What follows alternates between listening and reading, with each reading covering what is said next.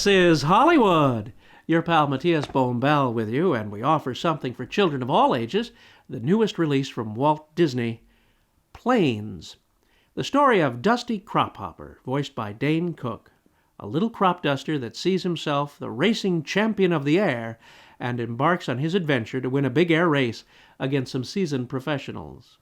Walt Disney and the company that bears his name have been adding eyes and mouths to inanimate objects for years to make cute personalities out of them.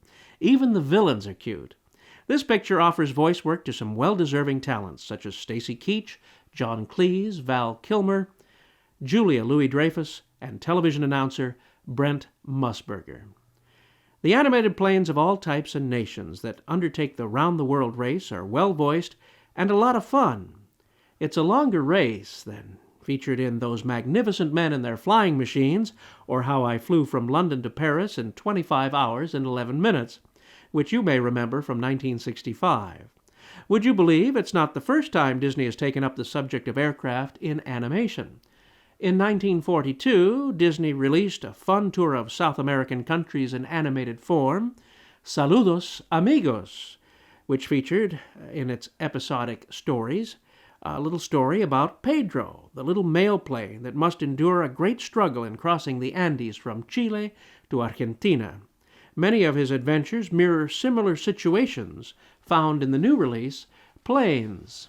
Walt Disney did his patriotic best for the USA during World War II and turned his entire studio over to the U.S. government for the production of training films. In 1943, 1 year after Saludos Amigos, he released Victory Through Air Power, which showed the horrors of an air attack on the United States and the value of aircraft in the U.S. winning the war. After some urging from Winston Churchill, Franklin Roosevelt finally saw it and was sold on the use of aircraft, which turned the tide of the war. With this release of Planes, I was delighted by the animator's little inside joke about a car that is a car and also flies. That little cartoon character is modeled after the two-seater mini Messerschmitt car of Germany.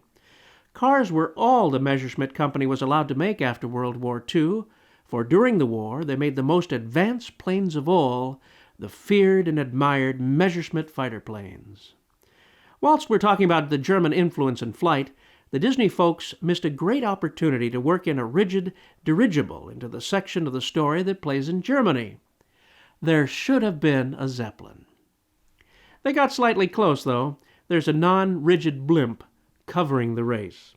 I had great fun with this lighthearted story and good characterizations, yet other members of the press that attended the advance showing were too busy making comparisons to the earlier similar release about motor cars and the potential theme park rides that may be generated by this story.